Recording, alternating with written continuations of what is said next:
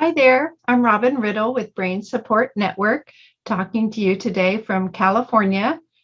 This is September 2022. I'm sharing this information with the MSA Coalition Conference. The MSA Coalition has been a great partner of ours for many years, close to 2 decades now. And I'd like to help you understand what some new and important changes have taken place in 2022 as far as brain donation is concerned, and also how brain donation can help families and researchers, and how to go about making the arrangements for brain donation. So let's begin.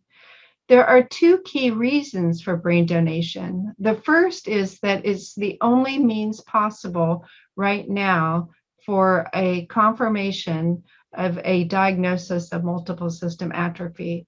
There's no blood test we can take, there's no brain MRI, there's no brain CT scan, there's no PET scan, there's no skin biopsy. There's no way right now to tell when someone is alive that for sure they have multiple system atrophy.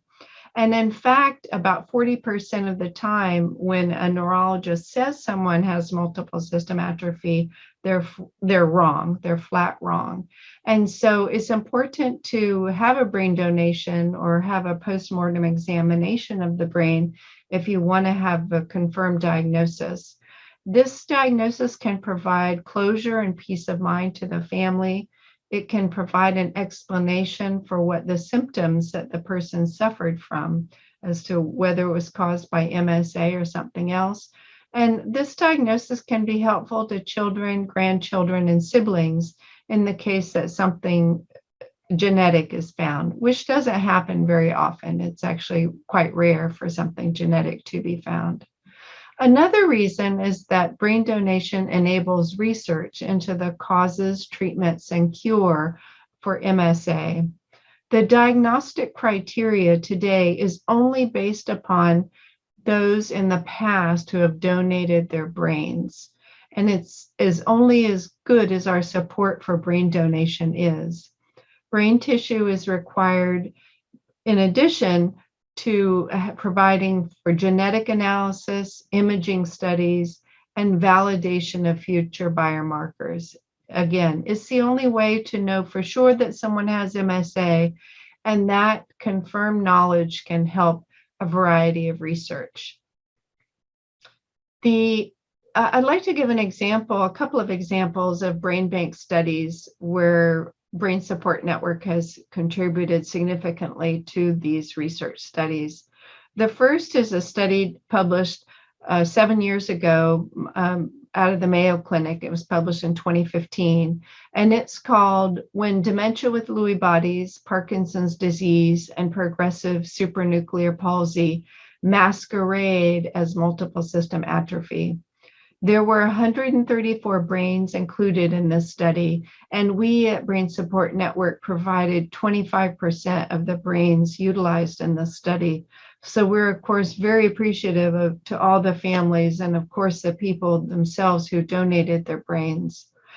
It's from this study that we know that a diagnosis of MSA while someone is alive is wrong about 40% of the time. That's really a high number. If you can think about any time you might go into the doctor's office and be diagnosed with something, you don't want to know that they're wrong 40% of the time. You'd like them to be wrong a lot less. If something like less than 5% of the time, you'd like them to be wrong if they have to be wrong.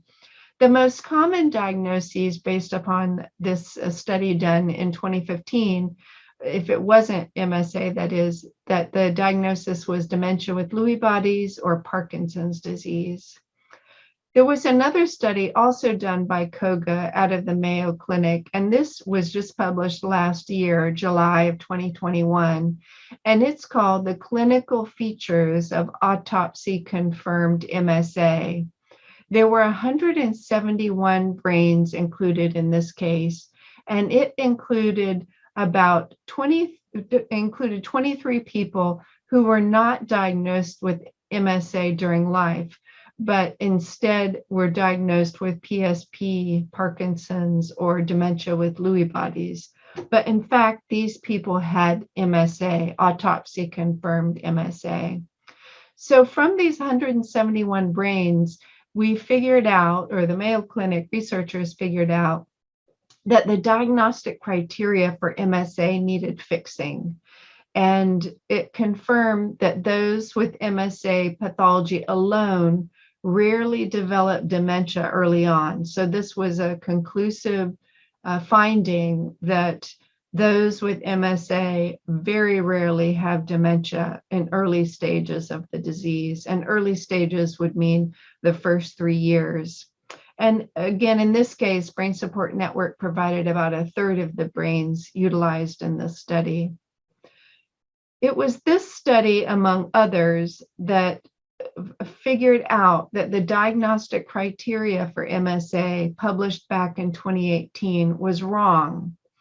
For example, the diagnostic criteria in 2018 said that there was an age cap of 75 years for MSA. And in the COGA study itself from 2021, we saw that there were 6 patients with a late onset of age 75 or older. And so those people would not have normally been diagnosed with MSA because the diagnostic criteria was incorrect. There was also a very high standard for diagnosing someone with orthostatic drop in systolic blood pressure. The systolic blood pressure, if it was had decreased by 30 points, then we would say, oh yes, that person qualified for MSA. We discovered in that COGA study from 2021 that that was far too strict of a standard. A 30-point drop was not necessary to, in fact, have multiple system atrophy. There were other problems discovered in the diagnostic criteria. It didn't include REM sleep behavior disorder, it didn't include urinary retention, and it didn't emphasize the importance of erectile dysfunction in men. And so now we have, as of April of this year, 2022, new MSA diagnostic criteria. Again, this new criteria incorporates what we've learned through brain donation. And this new diagnostic criteria was only possible because of the hundreds of people in the past who have donated their brain or their loved one's brain and discovered that the diagnostic criteria needed updating. So we'll see if the future diagnostic criteria, if this diagnostic criteria published in April 2022 improves the diagnostic accuracy based upon that new criteria. So again, we want to really thank all of the MSA families who have contributed, donated in the past to this very important effort. Other research is made possible through brain donation. For example, we have the question I mentioned earlier is, can cognitive impairment be part of MSA? Can dementia be part of MSA? We know that dementia in the early years of MSA is extremely rare. And basically, if you have dementia and multiple system atrophy, and dementia being early on in the disease, say the first 3 years, then the chances are not high you have multiple system atrophy. The chances are much higher you have dementia with Lewy bodies or progressive supranuclear palsy, for example. Research also can answer the question of whether hallucinations and delusions are part of MSA. We know that they're, in fact, not part of MSA. We know through the brain donation that the expected disease course and prognosis of MSA is a certain way. And we can also use this research to enroll the right people in research studies. Imagine if only 60% of the people diagnosed with MSA actually have MSA, then what good is it to enroll those people in MSA drug trials when in fact 40% of them do not have MSA? So donating a brain requires the consent of a healthcare agent. One thing that's new and important for 2022 is that the family must provide neurological records in advance of the brain donation. So this highlights the importance of planning in advance. A pathology service must be available daily, and we need to know who's doing what, when, for how much, and why. Finally, all parties must cooperate in a brain donation. There are parties such as a funeral home or cremation organization, a hospice agency if they're involved, and a care facility if they're involved. And this is where Brain Support Network comes in, because we coordinate all the participants and prepare comprehensive instructions for every party involved. A funeral home or cremation organization must be cooperative, and that means that they must allow access to pathology personnel into the funeral home 7 days a week. Because the brain has to be recovered within 24 hours a day, we need 7-day-a-week access to a funeral home. And ideally, there's no charge to the family from the funeral home for accommodating the brain recovery. Some funeral homes do charge. We would consider a reasonable charge to be something like $100 to $250. Anything over $250, we would consider a very high fee, and we would encourage the family to perhaps make different arrangements with a different funeral home. We have in many of the major cities in the United States an online list of cooperative funeral homes, and I put together it's a very abbreviated list. This is probably only maybe a third of the funeral home web pages we have, but you can see a variety of funeral home web pages. These are really only in major metropolitan areas in the United States. We're often asked for some remote area of Idaho or Oregon or Washington State, or many states in the Midwest. We're often asked about remote towns, and we don't really know very much about those because we don't do a lot of brain donations there, but we do many brain donations in the major metropolitan areas of the United States. And as I said, this web page, or this list here of web pages, is only about a third of the total number of web pages we have. We have many more web pages that I didn't list here for California. Since we're based in California, we probably do maybe 15% of all of our brain donations are in California. And we have many other places throughout the United States that we help with brain donations in. So let us know what area you're in, and if we can assist with a cooperative funeral home information. Brain Support Network recommends the Mayo Clinic as the brain bank. We do this because they're one of the top brain banks in the United States. They actively publish on MSA using donated brain tissue. I mentioned earlier that there were those 2 studies out of the Mayo Clinic. Those are just 2 of a variety of very important Mayo Clinic studies utilizing donated brain tissue. An important aspect of the Mayo Clinic is that they provide reports, neuropathology reports, to families within 100 days. This is a very fast turnaround. I don't know of any other brain bank that can provide such a fast turnaround. Many of the NIH-funded brain banks are required by the NIH to provide reports to families within 3 years. Yes, you heard that correctly, years. So you may be waiting 3 years to receive a report from your family member, and by then many other things have happened in 3 years. And so it's nice that the Mayo Clinic provides a report within 100 days. And we're delighted at Brain Support Network to help families to explain these reports to families, help families understand them, because they do use a lot of challenging scientific language and medical terminology. So in order to save yourself from looking up a bunch of words on Google, please let us know when you receive your report. We're happy to help explain it.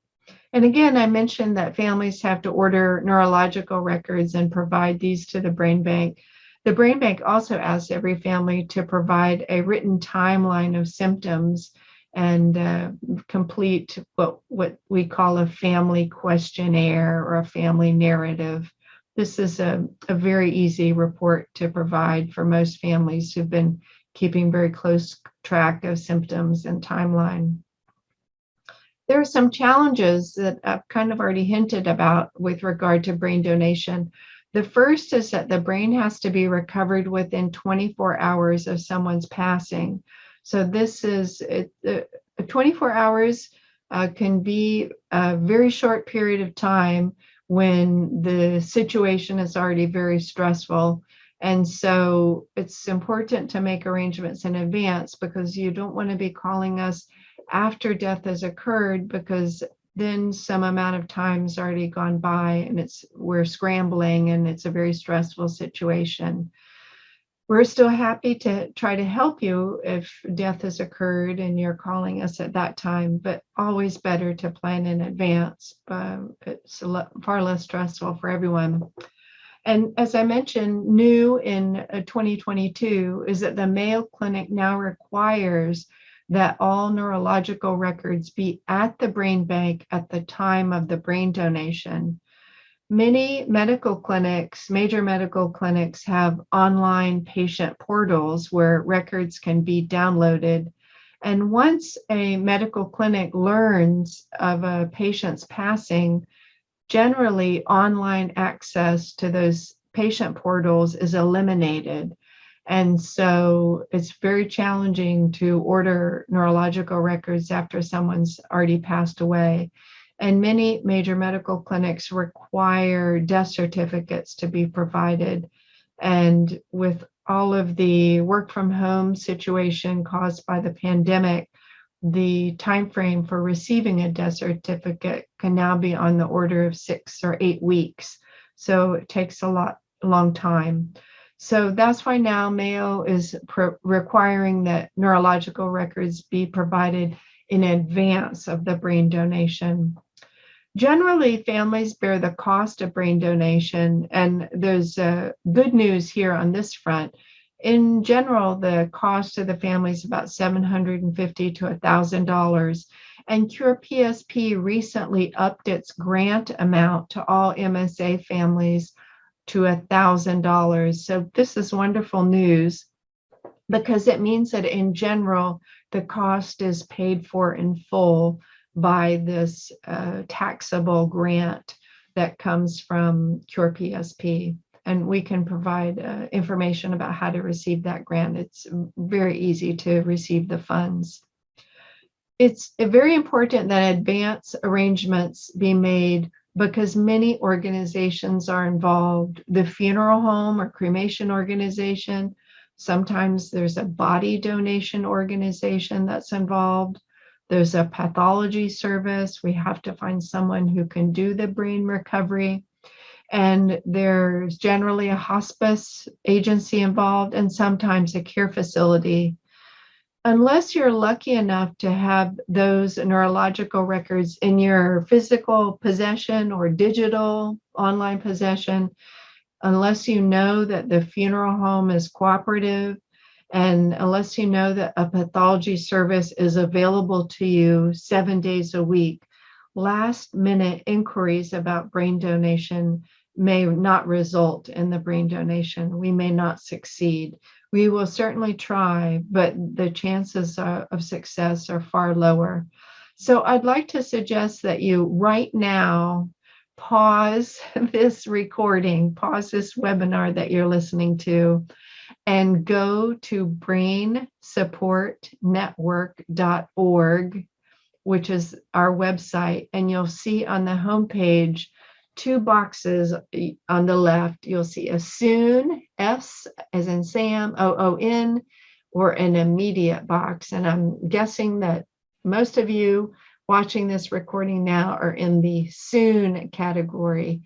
We hope that your end of life or your family member's end of life is not soon, but we really hope that it's not immediate. And so fill out that soon form that provides the name of the funeral home that you intend to work with. Or if you don't have one yet, you can list your city and state, and we can provide you with one of those web pages that lists the cooperative funeral homes in your area. You'll say on that form what your diagnosis is, and you'll say whether you live at a care facility or at home and whether hospice is involved or not. So it would be great if you paused this recording and went to the soon form, got that taken care of, and then came back and listened to the rest of the recording. At least that's my hope. So donating a brain requires, we at Brain Support Network ask every family we help to make a pay it forward charitable contribution. We ask every family for $500. Some families give a lot more than that.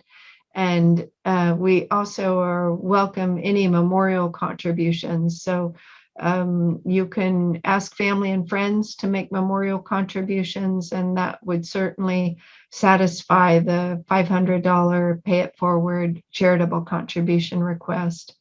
So again, we coordinate all participants, all parties involved in the brain donation, and we prepare comprehensive instructions for everyone involved. And for that, we request they pay it forward charitable contribution. We encourage you to start making brain donation arrangements when the donor is receiving hospice or palliative care. This would be a very good time. Has been hospitalized. Oftentimes, one hospitalization will lead to several other hospitalizations down the road, not too far down the road. And certainly when anyone is actively dying, that's the time to make arrangements. For MSA, it's certainly fine to contact us before a family member or before you are on hospice. Many people with MSA pass away and they're not on hospice at that time. So we encourage you to call us and help you make arrangements in advance. And again, if you go to our website, brainsupportnetwork.org/soon, SOON, that's the form to fill out so that we can start helping you. If you check out our website, there's also a whole section on brain donation. It's brainsupportnetwork.org/brain donation, brain-donation. And you'll see links on that webpage to a bunch of case studies. We have a lot of case studies where MSA was confirmed. I didn't count those, but it looks like it's close to 10 case studies now. You may find people that you've met at past MSA Coalition conferences when they were in person, or people that you've met at online support groups with people with MSA or their caregivers. So there's actually one case study there of somebody who was diagnosed with MSA during life, but in fact had Parkinson's disease upon brain donation. And we have two case studies of people diagnosed with MSA during life, but they actually had Lewy body dementia on brain donation. And both of those people, I know from case studies, both of those people had dementia in early stages of the disease, and they had hallucinations and delusions that were not caused by medication. And in the case of the gentleman who actually had Parkinson's disease, he had blood pressure problems, and he was unwilling to take Sinemet, carbidopa, levodopa. And so the family just assumed because he was unwilling to take it, that meant he got no response from it. And so he actually had Parkinson's disease and not multiple system atrophy. Those are kind of a shame when the diagnosis is wrong. And as I mentioned earlier, about 40% of the time, the diagnosis is wrong. It's not MSA. So I'd like you to check out our website, brainsupportnetwork.org. We have an extensive list of frequently asked questions and a process for brain donation document. And again, I ask that you pause this video now, this webinar recording now, go to our website and fill out the soon or immediate need form. It's brainsupportnetwork.org/soon or /immediate, whichever applies. Immediate gets our attention immediately. That generally means people are within a few days or a few weeks of end of life. And soon you're planning in advance. And it's not that we take our time getting back to you, but we run around a little bit less urgently, and we'll still get back to you within a few days. But that's a far less stressful situation for us, and presumably for your family as well. Again, finally, about Brain Support Network, we were founded in 2004. We're a registered 501c3 nonprofit organization. We've been a nonprofit now for over 10 years. We have 7 employees. Everyone works from home. Most of us are part-time, but we do have a few full-time people now. We have dozens of volunteers. We're based in Menlo Park, which is just south of San Francisco. And we've organized incredibly over 1,000 brain donations. These are people both with neurological diagnoses and sometimes health and controls, which is a wonderful thing. So we've helped, as I said, over 1,000 people donate a loved one's brain. We'd be happy to help your family too. So this is the end of the recording. And again, I hope you'll go now to our website, brainsupportnetwork.org, and click on this SOON, SOON form. And you just have to say, give your name, give your email address, a phone number that we can call you back on, and indicate you have MSA or a family member with MSA, indicate whether you're on hospice or not, and whether you're in a care facility or at home, and most importantly, indicate whether you have selected a funeral home, cremation organization, or body donation organization. And if you have not selected one of those, let us know the city and state you're in. We'd be happy to provide you a suggestion in the case that you're live in or near a major metropolitan area. We can certainly help out. And we'll get back in touch with you in just a few days. It doesn't take us very long. And we generally let people know immediately that we've received that form, and we'll be getting back to you as soon as we can gather some information. So thanks so much to all of the people in the past who have donated their brains for research. And thanks so much to the families for making that happen.